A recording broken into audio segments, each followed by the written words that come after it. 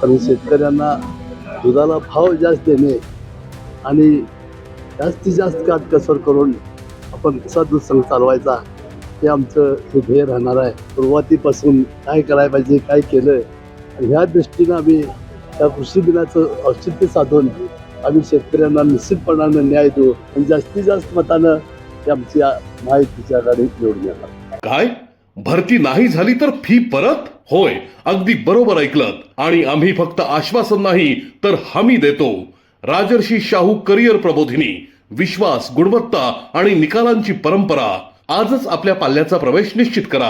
आज गोकुळ दूध संघाचे ठराव दाखल करण्याचा आजचा शेवटचा दिवस आहे आणि आज हा दिवस निवडण्याचं कारण म्हणजे आज महाराष्ट्र कृषी दिन म्हणून आज महाराष्ट्रभर साजरा करतात आणि हा दूध धंदा आमचा हा शेतीशी निगडीत असल्यामुळं आम्ही हा दिवस निवडला आहे आणि या दिवसानिमित्त आम्ही आज दाखल करतोय.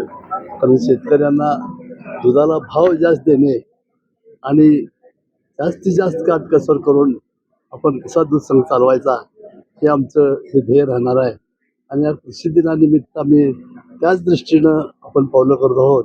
कित्येक दिवस झालं आता हे रणधुमाळी चालू आहे ठराव दाखल करायची. त्या पद्धतीनं आम्ही आज ठराव आमच्या महायुतीमार्फत आम्ही जास्तीत जास्त ठराव दिलेले आहेत आणि अजून सुद्धा आज राहिलेलं तर सुद्धा आमचं महायुतीचंच जास्तीत जास्त ठराव असणार आहेत आणि महायुतीचं पॅनल येण्यासाठी काही अडचण येणार नाही. गेले अनुभव आम्हाला सर्व जुन्या मंडळींना अनुभव जास्तीत जास्त अनुभव आहेत. आम्हाला सुरुवातीपासून काय करायला पाहिजे, काय केलं आणि ह्या दृष्टीनं आम्ही त्या कृषी दिनाचं औचित्य साधून आम्ही शेतकऱ्यांना निश्चितपणानं न्याय देऊ, दुधाला भाव जास्त देऊ आणि पशुखाद्याचं दर आम्ही कसं नियंत्रण ठेवता येतील या दृष्टीनं आमचं सर्व प्रयत्न राहणार आहोत आणि त्या दृष्टीनं जास्तीत जास्त शेतकऱ्यांना आम्ही मदत करण्याचं ध्येय आमचं. गोकुळचं 7/12 नाव ठेवायचं असेल तर गोकुळ दूध टिकवलं पाहिजे, नाहीतर अमूलकडे जाईल असं. नाही अमोलकडे काय जात नाही आम्ही, अमोलकडे जाऊ देत नाही. ठरावाचा आकडा 10,000 कडे गेलाय की पुरवठा झालाय का जाणीवपूर्वक केला गेला काय? 10,000 कसं जाईल? काल 4,500 काय टोटल तेवढाच डिक्लेअर केला. पात्र संस्था ठरावापेक्षा पात्र ज्या संस्था आहेत त्याच्यापेक्षा जास्त आकडा आता आपल्या घटक पक्षाकडून जे दावे केले जात आहेत तो आकडा जास्त दिसतो. तो काय राजकीय दृष्टी असते प्रत्येकाचा, त्या दृष्टीने प्रत्येक जादा सांगणार आहे.